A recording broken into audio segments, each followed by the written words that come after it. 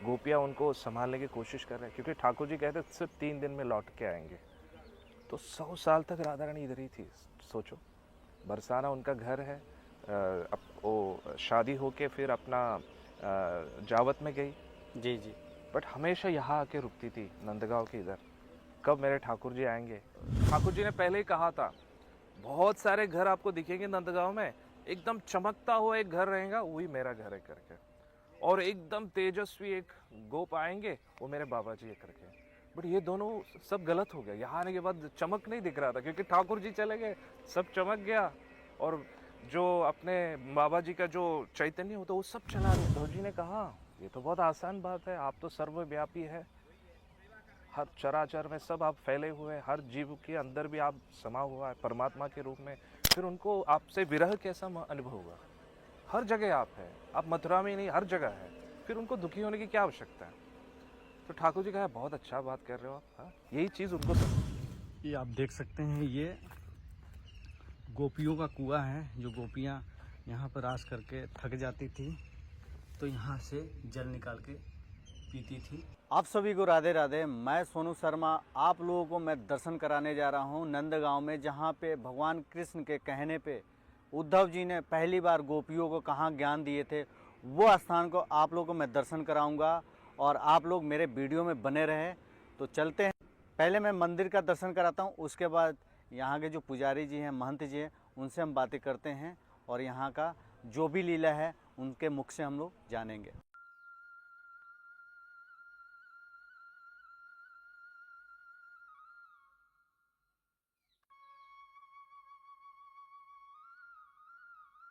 आप लोगों को मैं कुंड का दर्शन कराता हूँ।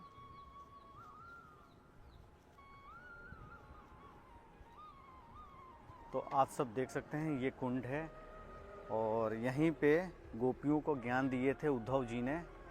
और यहाँ पे इस जगह जंगल ही जंगल है, आप सब देख सकते हैं। तो पहले यहाँ का स्थल का मैं दर्शन करा दूँ और फिर मैं मंदिर का आप लोगों को मैं दर्शन करा रहा हूँ। यहाँ पे थोड़ा सा काम चल रहा है।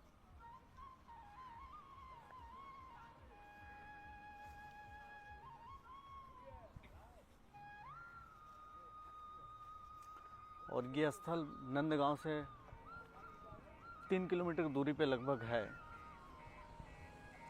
और यहाँ देख सकते हैं जंगल ही जंगल है और यहाँ पे आसपास पानी भर जाता है, इसके कारण यहाँ पे मिट्टी महाराज जी डलवा रहे हैं। और ये उद्धव जी का मंदिर है, आप लोगों को मैं दर्शन कराता हूँ।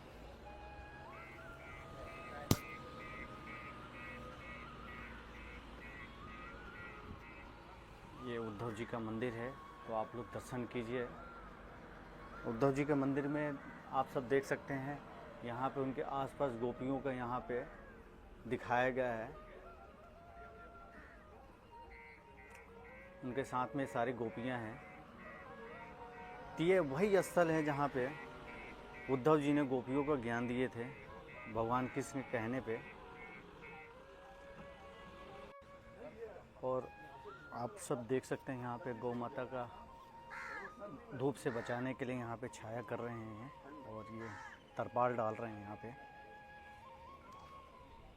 गौशाला के निर्माण की तैयारी चल रही जी जी जी। अभी 2 गौ लाए तो अभी तुरंत कमरा तैयार नहीं हो पाया, इसलिए गौ माता अभी कितनी है यहाँ पे? अभी 2 गौ माता, गौ माता 2 ही है। पर बड़ी गौशाला बनाने का मन है। तो आप सब देख सकते हैं, यहाँ पे गौशाला बनाने के महाराज जी तैयारी कर रहे हैं। तो फिलहाल ये 2 गाय हैं यहाँ पे, उनकी धूप से बचाने के लिए यहाँ पे तरपाल डाल रहे हैं। ये आप देख सकते हैं, ये गोपियों का कुआं है। जो गोपियाँ यहाँ पर रास करके थक जाती थी तो यहाँ से जल निकाल के पीती थी। ये गोपी कुआं है और ये गोपी कुंड है। तो आप सब दर्शन कीजिए इस कुंड का भी। क्या अद्भुत नज़ारा है, आप सब देख सकते हैं। और बिल्कुल इसके सामने नंदगांव है, आप देख सकते हैं, जो पहाड़ के ऊपर है, पर्वत के ऊपर। और ये उद्धव कुंड है और गोपी कुंड भी बोलते हैं। और उद्धव जी ने यहीं पे पहली बार गोपियों का ज्ञान दिए थे। यहाँ की जो भी लीला है विस्तार से हम महाराज जी से जानते हैं, क्या यहाँ की लीला है उद्धव जी का। महाराज जी राधे राधे। राधे राधे। महाराज जी यहाँ की प्रमुख लीला क्या है, जरा भक्तों को आप बताएं। बिल्कुल, मैं बता दूंगा। तो कोई भी चीज़ भगवान के बारे में जब हम कहते हैं तो पहले गुरु परंपरा की आशीर्वाद की ज़रूरत होता है। जी, हम जी। पहले गुरु परंपरा को नमन करेंगे। ओम अज्ञानतिमिरन्धस्य ज्ञानाञ्जनशलाकाय चक्षुरुन्मीलितं येन तस्मै श्रीगुरुवे नमः। मूकं करोति वाचालं पंगुं लंघयते गिरिं यत्कृपातमहं वन्दे श्रीगुरुं दीनतारिणं परमानन्दमाधवं श्रीचैतन्यमीश्वरं। हरि ओम तत्सत्। इस जगह का जो वर्णन है हम शब्दों में नहीं कर सकते। जी जी। इतना अमूल्य चीज़ है ये, हम महसूस कर सकते हैं इसको। और इसको महसूस करने के लिए काम, क्रोध, मोह, लोभ, मद, मात्सर्य से बाहर होना चाहिए। जी। जिसके अंदर बाहरी चीज़ों के प्रति आकर्षण है वो यहाँ के कुछ समझ नहीं सकता। ये तो एक बड़ा वन है, 84 एकड़ में फैला हुआ एक बड़ा सा वन है। और यहाँ पे राधा रानी विरह में थी। जैसे हमारे ठाकुर जी मथुरा चले गए तो बेचारी उनका प्राण ही चला गया। सिर्फ श्वास है बस और कुछ नहीं। एकदम शोषित हो गई उनका शरीर। गोपियाँ उनको संभालने की कोशिश कर रहे हैं क्योंकि ठाकुर जी कहते सिर्फ 3 दिन में लौट के आएंगे। तो 100 साल तक राधा रानी इधर ही थी। सोचो, बरसाना उनका घर है। वो शादी होके फिर अपना जावत में गई। जी जी। बट हमेशा यहाँ आके रुकती थी नंदगांव के इधर, कब मेरे ठाकुर जी आएंगे। तो उसी तरह कितना साल गुजर गए। तो कंस का वध करने के बाद ठाकुर जी एक दिन उद्धव जी ने देखा कि बहुत दुखी है। तो उद्धव जी ने बोला, ठाकुर जी आप दुखी क्यों है? आप तो पूरा विश्व का नायक है, आपको दुखी होने की क्या आवश्यकता है?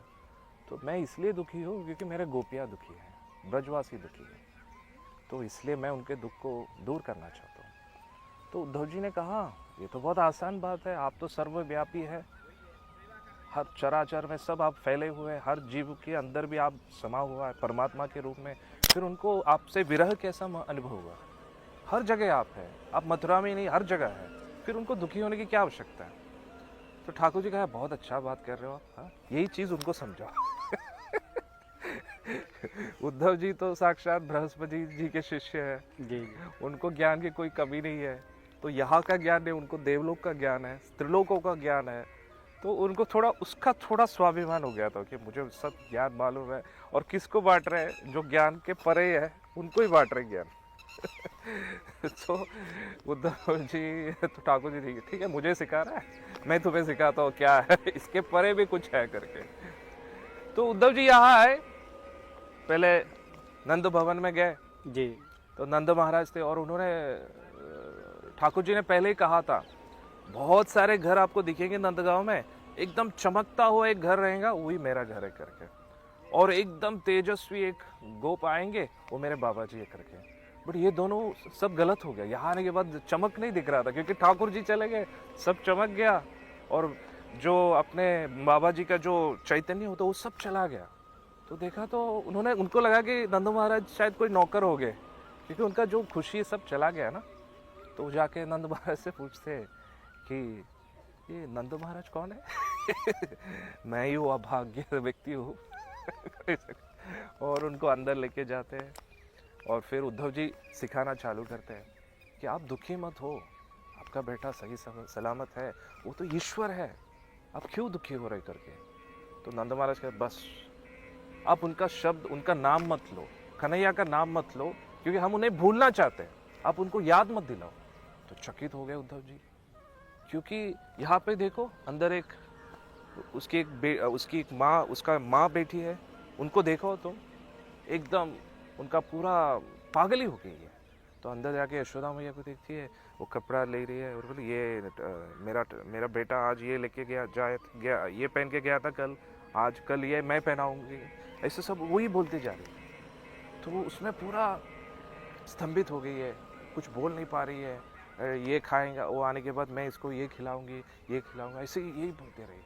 तो फिर नंद महाराज बाहर जाके गैयों को दिखा, देखो गैयों का पूरा वो खुशी सब चला गया करके। तो ये ऐसे ही बातचीत चल रहा था और तब तक गोपियाँ आके पूरा चारों ओर से घेर दिया उनको और कह रहे कि इधर आओ करके ऐसे इशारा किया। तो उद्धव जी सोचे ये लोग कौन है, क्योंकि उनको दूर से रथ दिखा तो उन लोग सोचे कि ठाकुर जी आए। और उद्धव जी बिल्कुल ठाकुर जी जैसे ही दिखते थे, क्योंकि उनका ही कपड़ा पहनते थे और हमेशा भगवान के बारे में ही सोचते थे। तो इसके कारण उनका रूप भी लगभग रंग भी ऐसे ही हो गया। तो और ठाकुर जी जो कपड़ा पहन के छोड़ देते वही पहनते थे उद्धव जी, और जिस थाली में ठाकुर जी खाते उसी से लेते थे। तो इसलिए लगभग ठाकुर जी के आसपास ही दिखने में होता था। तो फिर उद्धव जी आए और उद्धव जी ने संदेश भी लेके आया था गोपियों के लिए। ठाकुर जी ने लिख के दिया था संदेश, वो हाथ में था। जी। तो यहाँ पे आए, इसी जगह पे गोपियों ने बुलाया और उद्धव जी को पूछ रहे हैं कैसे श्री कृष्ण कैसे है, खुश है ना, हमारे बारे में पूछता है क्या नहीं, ऐसे सब पूछने लगे। तो उद्धव जी तो समझाने आए थे कि ठाकुर जी हर जगह है, आपको इतना दुखी होने की आवश्यकता नहीं है, ये सब बताने के लिए आए थे। बट जब इनका भाव देखा कुछ बोल नहीं पा रहे थे, तो उन्होंने अपना संदेश लिया और ऐसे ही दिखाया तो तुरंत गोपियों ने आके छीन लिया। हर गोपियाँ उसका एक एक पीस ऐसा कर दी। हर लगभग करोड़ों गोपियाँ हैं, तो इतना संदेश करोड़ों टुकड़ों में बढ़ गया। करोड़ टुकड़ों में बढ़ गया जी।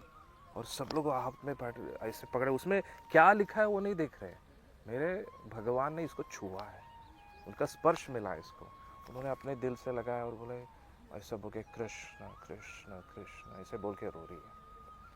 तो ये सब देखे उद्धव जी एकदम चकित हो गए, क्योंकि कितने ऋषि मुनि कितना तपस्या करते हैं इस भाव में आने के लिए, इतने बड़े भाव में आने के लिए, और ये लोग तो स्वाभाविक तरीके से उनके लिए कुछ प्रयास नहीं कर पा रहे, वो भूल नहीं पा रहे ठाकुर जी को।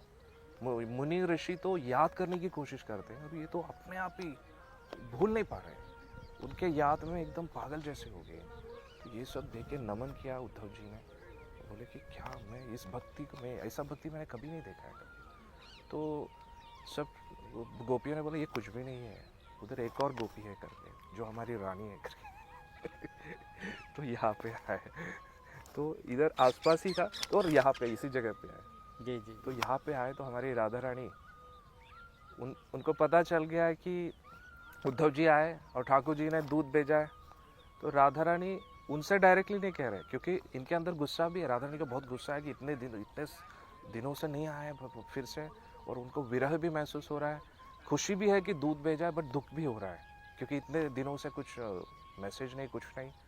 तो राधा रानी को गुस्सा है, बट गुस्सा इनके ऊपर कैसे बोले, क्योंकि ठाकुर जी का दूत है, उनके ऊपर क्रोधित नहीं होना चाहिए। तो ठाकुर जी, राधा रानी ने एक भ्रमर को देखा, तो भ्रमर ऐसा घूम रहा था, तो राधा रानी ने कहा अभी इसके ऊपर ही पूरा गुस्सा निकालता हूँ। उद्धव जी को लगना चाहिए उसको बोल रहा है, बट मेरा गुस्सा पूरा भ्रमर के ऊपर ही निकाल दूँ करके। तो भ्रमर को देख के राधा रानी ने कहा क्या भ्रमर, वही काला का संदेश लेके आया ना, तू भी काला वो भी काला। वो भी चली है तू भी चली है, मैं कैसे भरोसा करूँ तू तेरे ऊपर। हाँ, तो भूल के गया था कि अभी आ जाएंगे और अभी नहीं आया। अभी मथुरा में नए नए सुंदर तरुणी आपको मिल गया, तो अभी हमारी कोई आवश्यकता नहीं है तुम्हें। ऐसे बहुत गाली देता है। तो उद्धव जी को लगता है अरे मुझे गाली दे रही है, ये ब्रह्मर को गाली दे रहा है। तो उद्धव जी को लग रहा था कि मुझे ही कह रही है। तो राधा रानी ऐसे, फिर थोड़ी देर में वो ब्रह्मर गायब हो जाता है। गायब होने के बाद राधा रानी डर जाती है, अरे ये संदेश लेके ये भगवान के पास जाके भगवान को दुखी कर देंगे तो कैसा होगा। तो फिर भ्रमर बाद में दिखता है फिर से। तो भ्रमर को देख के राधा रानी कहती है अरे भ्रमर, आप नाराज़ मत होना मुझसे, पहले मैं थोड़ा दुखी थी तभी इसलिए मैं ये सब कुछ कहा, बट लेकिन कोई बात नहीं, मुझे मालूम है कि श्री कृष्ण मेरे बारे में सोचता है, तो मुझे बहुत दुख नहीं है, तो वो जहाँ पे भी है खुश रहे, बस उतना ही हम चाहते हैं। ऐसे उनको थोड़ा समझाता है भ्रमर को। तो यही भ्रमर गीत है। तो ये जो जगह हम देख रहे हैं इधर ही ये लीला हुआ है। तो हम यहाँ पे आके क्या करना चाहिए, जप करना चाहिए, भगवान का ध्यान करना चाहिए। और ये सब देखने के बाद उद्धव जी कहते हैं एवं भक्ति ही सहल भुवने नेक्षितावान श्रुतावान। उद्धव जी कहते हैं ऐसा जो भक्ति है मैंने त्रिभुवन में कहीं नहीं देखा है। और ऐसा भक्ति मिलने के लिए क्या तपस्या करना चाहिए वो मुझे जानकारी चाहिए, क्योंकि मैं वो तपस्या करना चाहता हूँ, वो शास्त्र पढ़ना चाहता हूँ, वो योग करना चाहता हूँ, जिससे मैं उस अवस्था में पहुँचूँ। और ये सब सोचने के बाद उद्धव जी कहते हैं कि मुझे समझ में आई, इससे सब कुछ नहीं होगा। शास्त्र पढ़ने से, तपस्या करने से, योग करने से ऐसा भक्ति नहीं मिलेगा। एक ही रास्ता है, ये गोपियों का जो चरण धूलि है उससे मैं अपना अभिषेक करूँ, राधा रानी का चरण धूलि अभिषेक करूँ। उसके लिए भी वो हाँ नहीं कहेंगे, तो मैं यहाँ पे एक घास बनना चाहता हूँ, तिनका बनना चाहता हूँ, ताकि ये लोग जब चले उनके चरण धूलि मेरे सिर पर गिरे, जिससे मैं पवित्र हो जाऊँगा और इनका भक्ति का एक अंश तो मुझे मिल जाए। जी जी। ऐसे उद्धव जी ने कहा था। और यहाँ पे 5000 साल, देखो अभी कलयुग ये है। यहाँ पे देख रहा हूँ काफ़ी जंगल ही जंगल है, आप हमारे हाँ। पीछे देख सकते हैं। हाँ, काफ़ी जंगल ही जंगल है और यहाँ पे बारिश का मौसम है, शायद पानी भी भर जाता है। पानी भर जाता, बट ये अभी कुछ भी नहीं बेटा। एक्चुअली यहाँ पे सूर्य किरण नहीं दिखता था, इतना कदम वृक्ष थे, कदम वृक्ष था। तो यहाँ पे पूरा जंगल ही जंगल था। ये तो कुछ भी नहीं है। काफ़ी शांति अनुभव हो रहा है यहाँ पे। अभी तो है, बट ये कुछ भी नहीं है। तो पहले का सोचो, पूरा घना जंगल, पूरा पक्षी, अलग अलग प्राणियाँ, हिरण, हंस अभी भी है, फिर भी उस टाइम सोचो कितना होगा। बड़े बड़े पेड़ से भरा हुआ, उसके बीचों बीच में राधा रानी, गोपियों और उद्धव जी का ये संवाद होता है। तो अभी कलयुग है, तो एक्चुअल वृंदावन तो हम नहीं देख पाते क्योंकि हमारा योग्यता नहीं है। अभी हम जो देख रहे हैं माया वृंदावन है। जैसे सीता मैया को रावण ने लेके गया, बट एक्चुअल सीता मैया को नहीं लेके, माया सीता को लेके गया। माया सीता को लेके। तो उसी तरह हम भी रावण ही है हम सब क्योंकि हमारे अंदर तो शुद्ध भक्ति नहीं आया, नहीं। तो एक्चुअल वृंदावन को हम महसूस नहीं कर नहीं सकते, कर सकते। बट है इधर। इधर है। जब हम अंदर से शुद्ध हो जाएंगे, एक्चुअल वृंदावन देख पाएंगे। तो यहाँ आके हम भजन करेंगे। जैसे कि कोई अंधा व्यक्ति, वो कोई चीज़ को देखे या नहीं देखे, महसूस तो कर सकता है। उसी तरह हम अंधे हैं अभी, इसलिए हम शुरुआत में कहे ओम अज्ञान तिमिरंधस्य। तो हमारा आंखें अंधा हुआ है अभी, हम देख नहीं सकते वृंदावन को, महसूस कर सकते हैं जब करके भक्ति से। जब हमारे अंदर से वो काम, क्रोध, मोह, लोभ, मद, मात्सर्य सब चला जाएगा, गुरु की कृपा हो जाएगा, गुरु परंपरा की कृपा हो जाएगा, सब ठीक हो जाएगा। तो यहाँ पे हमारे एक बाबा जी है, श्यामदास बाबा जी, 25 साल से इधर रुके थे। जब वो आए थे यहाँ पे कुछ नहीं था, एक रास मंडल था, तो कुछ भी नहीं था। और बहुत लोग इसको तोड़ना चाहते थे, ऐसे सब बहुत कुछ हो गया। बट ये बाबा जी अकेला यहाँ बैठ के एकदम डट के खड़े हुए, और उनका ही कठिन परिश्रम का फल है कि ऐसा एक छोटा सा मंदिर अभी उद्धव जी के लिए मिला है। और आगे भी हम बड़ा कुछ करना चाहते हैं, आप सबका सहायता की ज़रूरत है। बहुत काम चल रहा है अभी, आप देख सकते हैं, क्योंकि अभी जैसे बेटे ने कहा कि बारिश के टाइम पे पूरा पानी भर जाता है। बिल्कुल बिल्कुल। तो अभी मिट्टी हम डाल रहे हैं, उसके लिए भी बहुत खर्चा होगा। और गैयों का सेवा भी हम करना चाहते हैं, जी जी। क्योंकि ठाकुर जी के प्रिय है गैया। तो बड़ा गौशाला वो सब करना चाहते हैं, सेवा करना चाहते हैं, अन्न क्षेत्र खोलना चाहते हैं बिल्कुल कंटिन्यूसली, क्योंकि थोड़ा दूर है और यहाँ को यात्रियों को कुछ दिक्कत ना हो। जो भी यात्री आएंगे एकदम भर पेट प्रसाद खाएं, बस उतना ही हमारी इच्छा है। उसके लिए आप सबकी सहायता की ज़रूरत जी है। जी। मैं यही कहना चाहता हूँ, जो भी भक्तगण ये देख रहे हैं, अगर यहाँ पे दान पुण्य करना चाहें अपनी इच्छा से, तो महाराज जी अपना नंबर बता दीजिए। हाँ, मेरा नंबर है 9633701008। तो मैं भी इनके जैसा ही एक दिन यहाँ पे आया था, तो मुझे लगा कि श्यामदास बाबा जी बेचारे अकेला ये सब कुछ कर रहे हैं, तो हमें हेल्प करने की ज़रूरत है। तो हमने उनको एक फ्रिज दिया, क्योंकि गर्मी के टाइम पे उनको कुछ ये नहीं था, तो हमने अपनी तरफ से फ्रिज दिया। और ये मिट्टी पूरा हमने ही कंट्रीब्यूट किया है। तो मेरा एक ट्रस्ट है, गोलोकन ट्रस्ट, तो हम अपनी तरफ से पूरा हेल्प कर रहे हैं। तो हमने ही वो मिट्टी का पूरा बंदोबस्त कर दिया है। और बाबा जी और हम मेरे शिष्य अभी पूजा सब कर रहे हैं, सेवा कर रहे हैं। तो हम चाहते हैं कि बाबा जी को हेल्प, और बाबा जी खुद भी चाहते हैं कोई आगे आके हमें मदद करे। तो मैंने वादा किया, बाबा जी देखो, जब तक मैं ज़िंदा हूँ हमारे शिष्य आपके साथ हैं, हर सेवा में जुड़े रहेंगे। तो अभी हम हमारी तरफ से पूरा कोशिश करें बाबा जी को हेल्प करने की। तो आप भी हमारे साथ जुड़ सकते हैं। बिल्कुल। एक साथ उद्धव ख्यारी को वो जो चमक है पहले का, 5000 साल पहले का, उस चमक में हम फिर से लाना चाहते हैं। क्योंकि क्या है, आज भागदौड़ भरी ज़िंदगी में ऐसे चीज़ों पे कोई भरोसा नहीं करता है, क्योंकि आस्था सब चला जा रहा है। मंदिर तो जाते हैं, हाथ छोड़ के आ जाते हैं, बट अंदर से कनेक्शन नहीं होता है। अभी जैसे कि अपना पास कोई कॉस्टली मोबाइल फ़ोन हो, जैसे आईफोन, बट उसके अंदर सिम नहीं है, कनेक्शन नहीं है, तो फिर कुछ फ़ायदा नहीं। तो अंदर से कनेक्शन होना चाहिए ईश्वर से। तो फिर कनेक्शन ना हो तो फ़ोन कुछ काम का नहीं है ना, व्हाट्सअप यूज़ नहीं कर सकते, कॉल नहीं कर सकते, कुछ नहीं। तो बिल्कुल, आजकल लोग ऐसे ही जी रहे हैं। अच्छा फ़ोन जैसा दिखता है बट सिम नहीं है, कनेक्शन नहीं है। कनेक्शन नहीं है। तो हमें कनेक्शन देना है, जिससे क्या है हमारे जीवन में उछाव नीचाव सब रहता है। जी जी कभी हमारे जीवन में हम बहुत तरक्की करेंगे, कभी गिर जाएंगे, क्योंकि ऐसे ही है। जैसा गर्मी आ जाता है, बाद में ठंडी आ जाता है, बारिश आता है, सब आता है। तो उससे हमें झेलना है, उसको स्ट्रगल को हम फेस करना है। तो फेस करने का ताकत जब अंदर से कनेक्शन स्ट्रांग हो जाए तब वो मिलता है। जैसे कि पेड़ होता है, उसके जड़ें जब मजबूत हो जाता है ना, तो कोई आंधी तूफान उसको निकाल नहीं सकता, फेंक नहीं सकता। तो हमारी जड़ें ये जो बिल्कुल। हमारा संस्कार है, संस्कृति है, तो इसको बचाने का कर्तव्य भी हमारा है। अगर हम नहीं बचाएंगे तो कौन बचाएगा? कौन बचाएगा? यही हमारा हमें आप request लोगों को आगे आना पड़ेगा। हाँ। बिल्कुल। तो बहुत अच्छा लगा। आपका नाम? सोनू शर्मा। हाँ? सोनू शर्मा। सोनू शर्मा। तो बहुत अच्छा काम कर रहे हैं, तो आप सब इनका चैनल को सब्सक्राइब कीजिए, फॉलो कीजिए और ज़्यादा से ज़्यादा लोगों तक ये संदेश को पहुंचाइए, क्योंकि बहुत अच्छा आदमी है। क्योंकि आजकल यूट्यूब में कुछ ना कुछ वीडियोस आ जाते हैं, अजीब अजीब वीडियोस आते हैं, अपने व्यूज़ को फैलाने के लिए, सब्सक्राइबर्स को बड़ा करने के लिए कुछ भी बोलते रहते हैं कुछ भी बोलते और हैं। वो सुन के किसी को कुछ फ़ायदा नहीं है। बट ये चीज़ ये इम्पॉर्टेंट है, बिल्कुल। क्योंकि मीडिया में बहुत पावर है। पहले तो अखबार पे हम डिपेंड करते थे, टीवी पे डिपेंड करते थे, रेडियो पे डिपेंड करते थे। अभी तो हर एक का मोबाइल हर एकदम, एक किसी के पास मीडिया है। अभी हर एक बहुत हथियार, बहुत मजबूत हथियार है, ब्रह्मास्त्र है सबके जी पास। बिल्कुल। बट हम उसको कैसे यूज़ करते हैं वो इम्पोर्टेंट है। हथियार मजबूत हो उससे फ़ायदा नहीं, वो चलाने वाला किसके लिए चलाते हैं, लोगों को बचाने के लिए, लोगों के फ़ायदा के लिए यूज़ करते हैं, तो उससे उस हर एक का फ़ायदा होता है। बिल्कुल। तो मुझे बहुत खुशी हो रहा है कि शर्मा जी बहुत अच्छे काम के लिए यूज़ कर रहे हैं और मैं प्रार्थना करता हूँ उद्धव जी से आपको और तरक्की मिले इस क्षेत्र में, ठीक है, और पॉपुलर हो जाए, इसके लिए मैं प्रार्थना करता हूँ। राधे। राधे राधे।